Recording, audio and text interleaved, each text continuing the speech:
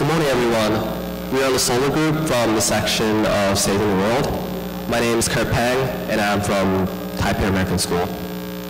I'm Cindy Park, and I go to Petty School. My name is Declan Dowd, and I go to Bard High School, Early College, Manhattan. My name is Nora Rice, and I go to Hunter College High School. My name is Stephen Lee, and I go to Manhasset High School. Hi, my name is Kevin Mao, and I go to Staten Island Tech. Okay, so solar energy is a renewable energy source that has great potential given the huge amounts of energy emitted by the sun. And the main way we harness solar energy is through photovoltaics or PV cells. And so I'm just going to explain a little bit about how they work. So the PV cell is made of two thin layers, the N-type and the P-type. The N-type is negative and has many extra electrons, while the P-type is positive and has many electron gaps. The sun is constantly emitting photons, and when one of them hits the PV cell, it creates this difference in electrical potential. What do I mean by that? Well, this is opposite flow in electrons. So the P-type gaps, they move downwards, while the electrons in N-type move upwards. So this creates that difference and creates that electron flow needed to create electricity that can then be used to generate, to do work. However, a major problem of solar energy is overheating. As solar panels overheat, they decrease in efficiency due to increased overall electrical resistance. This is because 75% of the light that actually strikes the solar panel is converted to heat rather than electricity. An additional problem is that the hottest part of the cell limits the efficiency of the solar panel rather than the coldest part. Additionally, overheating over prolonged periods of time can lead to long-term damage to the PV panel. So how should you prevent the overheating of solar panels? So infrared light filtration could be a solution. So infrared light, as you can see from the diagram, has lower energy than visible light. This means that it doesn't have enough energy to excite electrons to generate electricity in PV panels. However, it has enough energy to heat up the panels. So we came up with infrared filtration, which could potentially increase the efficiency and lower the temperature of the panels. So these are the filters we came up with. The filters had to be transparent so it could let the visible lights go through, but still block the infrared lights. So glass, which is made out of silicon oxide, was tested, and acrylic, also known as plexiglass, was used. And polycarbonate is a polymer with carbonates, and it's very transparent polymer, so it was also tested. And low emissivity films are films that consists thin layer of polymers as well, and it covered all three filters, and we tested all three filters with the lower emissivity films and without the films. Another potential method of cooling PV panels is the use of thermoelectric cooling modules, or TECs. Now, these devices work based off the Peltier effect, which states that when a voltage is applied to a thermocouple, it creates a temperature difference. And the reason this is applicable to TECs is because in construction, they are basically a series of thermocouples. To get more into the microscale of how TECs work, a voltage is applied to an N-type semiconductor, which excites the electrons and sends them through an electrical interconnect to the P-type semiconductor, creating a current. This current draws heat energy from one face of the TEC and sends it out the other to be dissipated by a heat sink. Some advantages of TECs are that they have no moving parts, which means comparatively they have a long lifespan. They also have highly precise temperature control because each temperature difference corresponds to a specific voltage. Lastly, they can cool to very low temperatures, as low as -80 degrees Celsius, which means that they have a wide scope of applicability. So the proposal we came up with includes the purpose of using thermoelectric modules and an infrared filter to cool the photovoltaic panels. The goal we set for the infrared filter was to block infrared light in order to prevent the panel from overheating, and as well to transmit visible light so that the panel can still generate electricity. And the goal that we had for the thermoelectric cooling system was to determine if thermoelectric modules can efficiently cool solar panels. And what that means is that we want the thermoelectric modules to keep the solar panel cool while only applying a minimum amount of energy to the thermoelectric cooling system. So we created a system that modulates the ratio between panel temperature and energy used for the thermoelectric coolers in order to maximize the amount of energy produced. So here is a schematic of our experimental setup. We had the solar panel rested on 8 small thermoelectric coolers, which were then rested on the heatsink. The heatsink was used to dissipate any extra heat.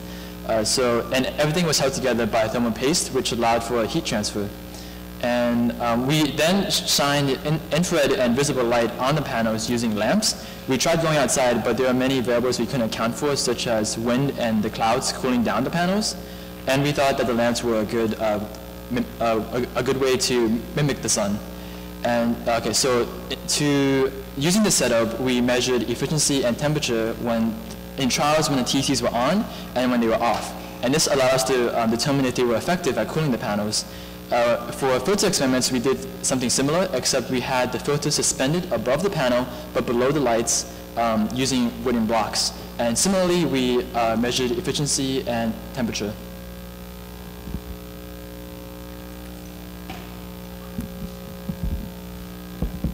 So from the results of the experiment with the filters, we found that the filters did cool down the solar panels.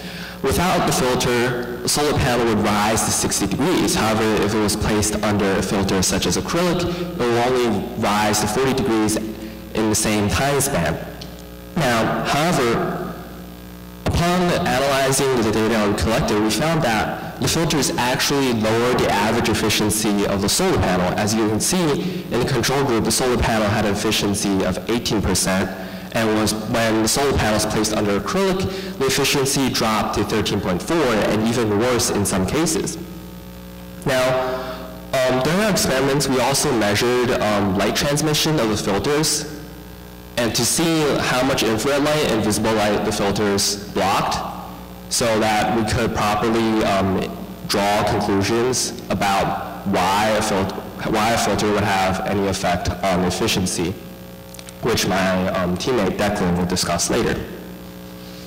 Now, as a side note, during experiments, we decided that it would be valid to use average efficiency to draw conclusions, like here, because during the experiment, we found out although there is a small downward trend in efficiency as the temperature rose and time went on, the change wasn't too significant, so the average would still be a good representation of the data. So ultimately, we found that while the filters kept the photovoltaic panels cooler than without them, they blocked too much visible light, and that ultimately decreased their efficiency, which is the opposite of what we wanted. So in conclusion, we found that the amount of light hitting the solar panel may in fact be more important than the temperature of the panel itself. So for TEC experiments, the first thing we did was determine how much of a temperature difference between the two faces of the TEC could be generated given a voltage. As we said before, the TECs have a cold and a hot side, and measuring the difference between the two sides could give us a good idea of how much cooling could be done given a voltage. So for instance, at 1 volt, you can see that there's about a 10-degree difference between the two sides, meaning that theoretically it could cool up to 10 degrees Celsius. And we use this curve to create a dynamic system in Arduino. And basically, the hotter the panel gets, the more energy is put into the TECs, but the cooler it gets, the less energy we put in. And this dynamic system would be more efficient than a static system where a constant voltage is applied. And here is just what our Arduino system looked like. On the left, you can see the Arduino board, which contained the program we made, and on the right, you can see this circuit board, which sent the given amount of voltage to the panels. In practice, the temperature of the TEC group with the voltage applied and the control group without the voltage applied exhibited about the same temperature at the end of the 10-minute trial with minimal difference in temperature throughout. And this is reflected in the efficiency of the TEC group and the control group. They're about the same. However, the TEC group is a little lower as we had to account for the amount of voltage being put into the system.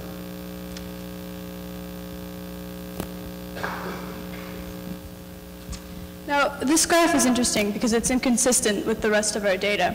We find that the dynamic system was actually successful in working the TCs and cooling them to a significantly lower temperature than the actual panel, but there was something interfering with their ability to cool the panel, which suggests that there was a flaw in our experimental design, not in the concept of thermoelectric cooling of photovoltaic panels itself. Ideally, this could have been rectified with more experimentation. However, partway through experimentation, some of the TECs malfunctioned for unknown reasons. But what we can conclude from this experiment is that TECs are a viable cooling source, especially when implementing our dynamic system, but it needs to be perfected. Okay, so some final conclusions. We were unfortunately unable to develop an extremely effective system, cooling system using the thermoelectric coolers and the infrared filters, but we found some promise in that the filters did keep the panels cooler, and the TCs were actually very cold throughout the trials, but we concluded that our setup was not optimized to allow these two methods to function. So thus, future research should be conducted to try to reduce the amount of visible light the filters block and to try to translate the cold TCs to a cooler panel.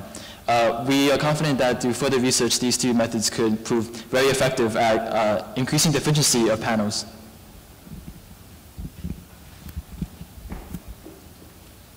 And so lastly, we would like to acknowledge those who made this project possible, including the sponsors of the Summer STEM program and the Cooper Union's Albert Merkin School of Engineering, as well as our instructor, Professor Dell, our teaching assistant, Alex Livermore, as well as the directors of the Summer STEM program, Professor Del Grammaticus and Mrs. Sharma.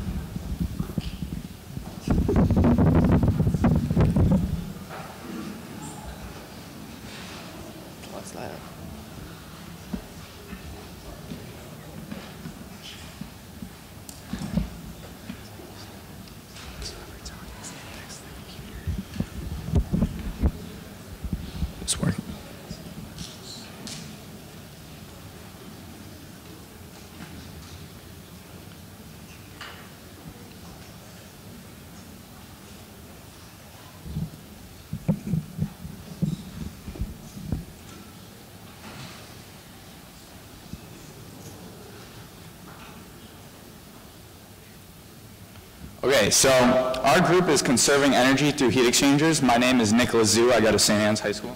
My name is Max Beinhacker. I go to Ness plus M. My name is Zach Karpich. I go to Rye High School. My name is Claire Everett, and I go to Hopkins School. My name is Young Kim, and I go to Regis High School in New York. And so basically, we started off our project by doing a lot of research. And basically, we wanted to locate sources of wasted energy, and we wanted to find ways to reuse that wasted energy in ways in the world. And so basically, in the end, we decided to focus specifically on improving water cooling and heating systems, and we decided to do that through heat exchangers. And so what is a heat exchanger? Basically, what a heat exchanger is it takes it transfers heat between two mediums, and it transfers heat between two separated fluids in an enclosed vessel. And so basically, this is a diagram of a typical heat exchanger, and basically, you have hot water going in, and you have cold air going in, and inside the vessel, the hot water, it transfers heat to the cold air, and basically the hot water will come out cooler and the cold air will come out warmer. And heat exchangers, it doesn't have to be water to air or air to water. It can be air to air. It can be oil to oil. It can basically use any fluids. And so in the end, our proposal is we want to use these heat exchangers in drain pipes of water fountains. And when you're drinking water, a lot of that water gets wasted, and when it goes down the drain, it is still cold, and we want to use heat exchangers to transfer some of that cold energy into the water that's coming in that you're about to drink. So the first question we asked was, how do we make the most efficient heat exchanger? And so we had to vary a couple of the components within the heat exchanger. First, we varied the materials we used. Next, we varied the length of the tubing within the heat exchanger. We also adjusted the flow rates of the water traveling through the tubing. And lastly, we varied the flow direction. The first experiment we conducted, we had counterflow, and the second experiment we conducted, we had parallel flow. So before we made our heat exchanger, we had to conduct some preliminary experiments. So the first experiment we did was we placed a copper coil in a tub of cold water, as you can see in the diagram here. And one end of the copper coiling was connected to the faucet, which produced water at 26 degrees Celsius, and it entered at 1.5 liters per minute. And we measured the temperature of the exiting water on the other side of the copper coil to see how effective the copper coil was at cooling the water. Some of the materials we tested for our heat exchanger were PVC and copper. Unfortunately, we found that gold and diamond would have been the most effective materials for our heat exchanger, but due to the budget restrictions, we weren't allowed to use those.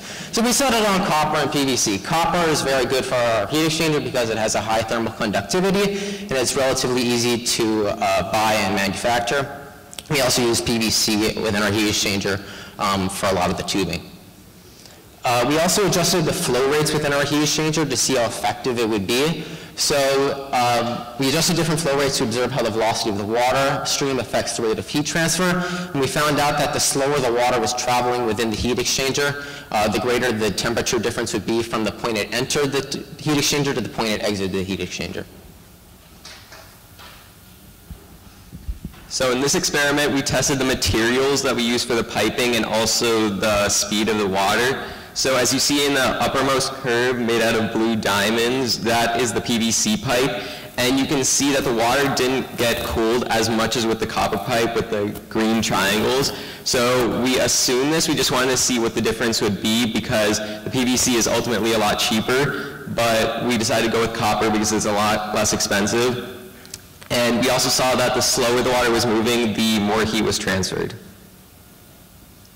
Okay, so we established a relationship between how long the pipes were and how much of the heat was transferred because the longer the pipes, the more contact time between the two fluids and the more heat could be transferred. And this was our experiment that we saw those results from. We saw that as the distance of the copper coil increased, there was a direct relationship with the temperature of the water that was coming out of the pipes. So before we were able to start designing our heat exchanger, we had to come up with some goals to guide our designs. And the first one is it had to be compact because it had to fit within the size limitations of a water fountain. It had to be thermally efficient because we wanted it to successfully cool down the water. It had to have minimal materials because we wanted it to be relatively inexpensive. And it had to be easy to manufacture because there are lots of water fountains in New York City. So we came up with two designs. The first one is an aluminum block design. And basically, it has two pipes running through it, one with cold water, one with warm water. And as it travels through the block, it exchanges heat with each other. And unfortunately, we were not able to go with this design because we realized that it's going to be relatively hard to manufacture. But on the right is our copper coil design that we ended up going with. And it has a copper coil running through a PVC pipe, and the warm stream is in the copper coil, and it exchanges heat with the cold water that is in between, that runs between the copper coil and the PVC pipe.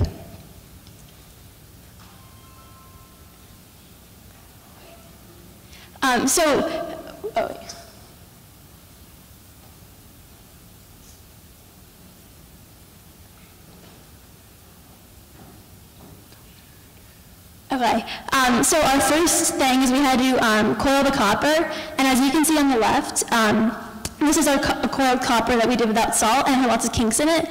And after this, we realized that we had to add salt, and so as you can see in the middle picture, we have a funnel, and we funneled salt into the copper coil, and this was successful in eliminating the kinks. As you can see on the right, that's a picture of our final coiled copper without any kinks in it. And this is our experimental setup. After we had coiled the copper, we put it into a PVC pipe, and we attached, we put acrylic plates on either side, and we attached them with a threaded rod. And so this is our heat exchanger with fiberglass insulation, and we use the insulation to keep all the heat inside the heat exchanger.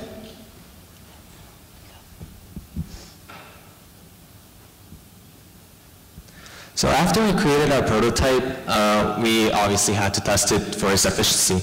So the way we tested it, as you can see, we had two different water sources. One on the top left, we had the faucet, which provided the warm water, which was fed into the copper tubing, and then it was collected on the other side in a beacon.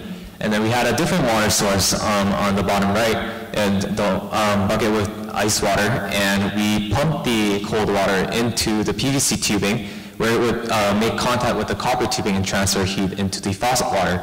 And that water was also collected into a separate beaker. We measured the temperatures of the source water and the collected water with thermometers in the beakers. And then we also adjusted the mass flow rates, or the speed of how fast the water travels in the tubings, by measuring how much water was collected over a certain amount of time. So this is basically the exactly same experiment, except we have one different factor here that was changed. And this was the water fluids, they flowed in the same direction compared to, they flowed in the same direction, which is different from before when they were traveling in different directions. And theoretically, these two different systems should yield different results, but we'll find out later that they produce quite similar results. So this is how the actual experiment looked like. So we have the cold water from the ice bucket entering through the bottom and leaving through the top, and we have the warm water entering through the top and going out the bottom. So this would be an example of a counterflow system. And these are our experimental results. So we measured our temperatures and took the temperature difference, and we compared it to the volumetric flow rate of the water. We noticed that throughout the three different varying experiments that we conducted, that the presence of insulation and the flow direction did not really affect the rate of heat transfer. And we believe so because the rate of heat transfer wasn't affected that much, because the PVC tubing and the heat exchanger that we created was pretty compact. So in conclusion, we met all our original design goals, which was to be compact, easily manufacturable, it was cheap, we used copper and PVC tubing, and it was also thermally efficient. Going forward, we will be able to improve on this design by conducting more experiments and adjusting the designs based on the results that we would receive. And for personal use, if our prototype was to ever become commercially available, we see a potential for being used in households and for personal uses, because it's pretty cost efficient and thermally efficient, because it only costed $50 to produce and 3 hours to manufacture.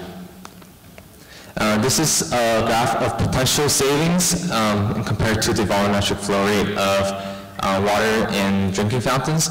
So in Cooper Union, we conducted experiments on Cooper Union drinking fountains and found out that the volumetric flow rate is about 1.5 liters per minute. And we believe that, according to this graph and projection, that would save around $20 per year if we were to implement this heat exchangers into the Cooper Union drinking fountains. And thank you. We would like to thank the Con Edison Company of New York, the New York Building Congress, and the Albert Berken School of Engineering, our director, Professor Della Grammaticus, our Professor Adele, and our teaching assistants, especially Harrison.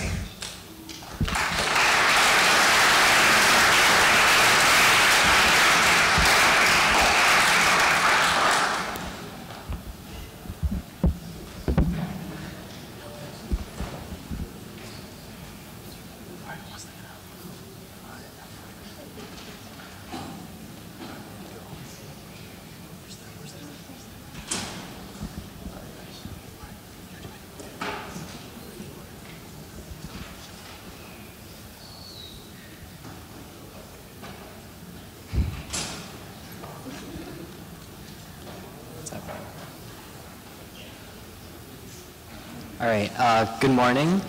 We are the Human Power Group from Saving the World. My name is Andy Aviles, and I go to Nes+M. My name is Lourdes Garcia, and I go to Nes+M. My name is Noah Trumbull, and I go to Lakeland High School. My name is Nadia Garcia. I also go to Nes+M. My name is Xavier Thomas, and I go to North Rockland High School.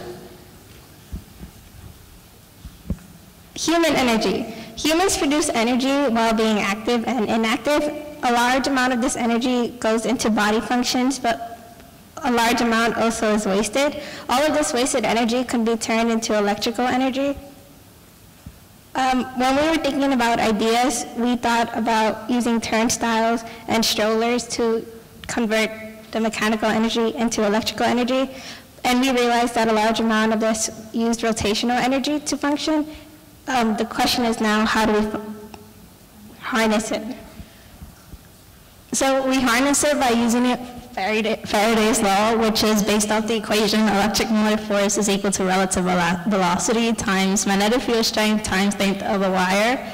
So it's used in a generator. So when a north and south pole face each other, a magnetic field is created, and a wire can move between this magnetic field, or the magnet can move relative to the wire, and that relative velocity will create the electric motive force, which will cause electrons to move, which will cause electricity.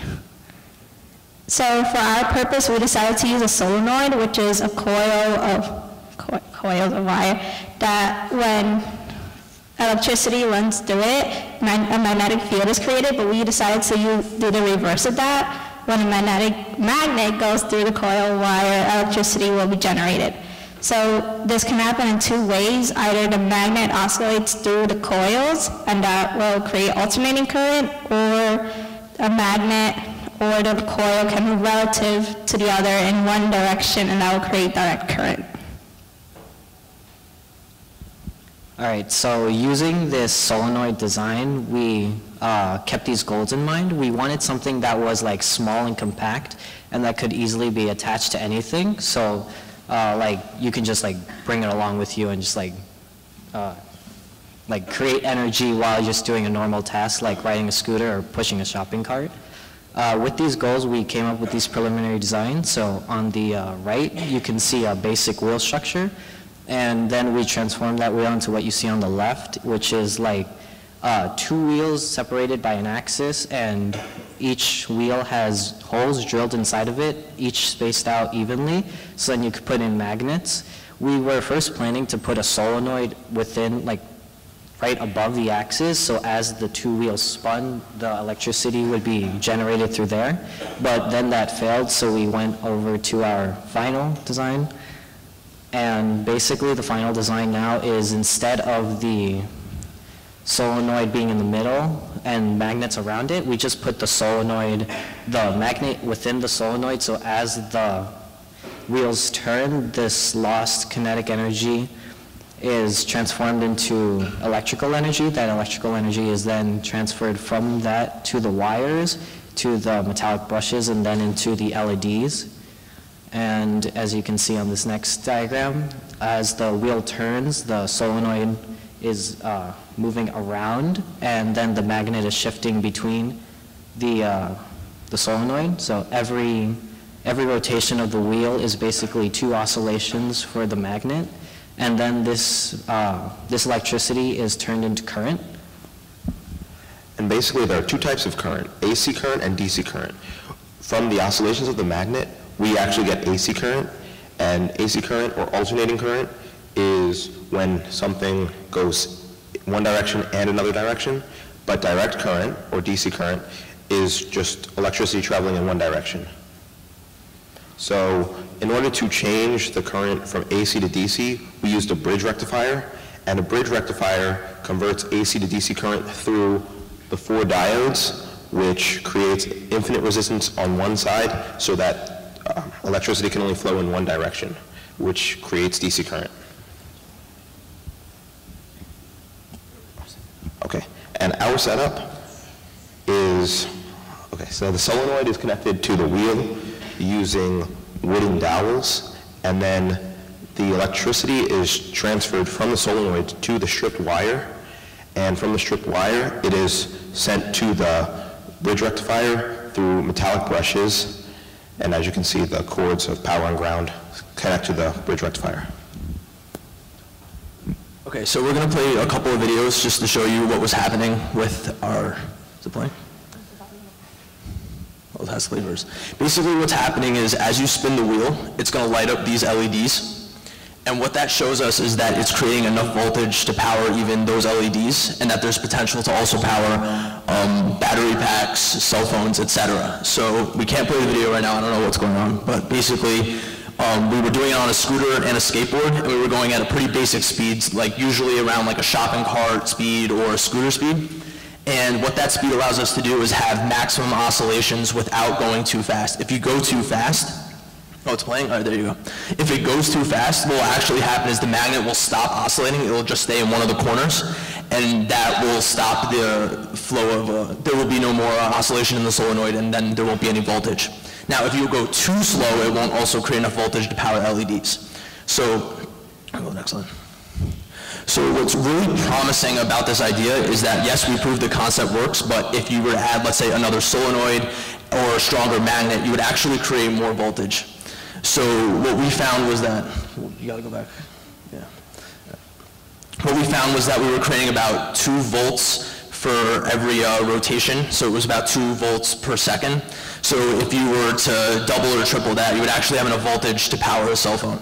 So if you were to ride, let's say, a scooter or a skateboard or any type of shopping cart, you would actually be able to charge your cell phone, which is like extremely convenient because you're saving energy that people use every day. So that's the data that we showed. And then, yeah, so basically we created a renewable energy source, and we proved a concept that was not proven before, and that allowed us to show that there's a lot of potential for potentially, as I said, powering a cell phone. So we just wanted to, these are our sources. We wanted to thank Professor Dell as well as our TA Ashish, he's the man, and we want to thank everyone here, the Con Ed, Building Congress, near Albert Nurkin School, and Professor Deli. Okay. So yeah, so we basically saved the world. You're welcome. Thank you.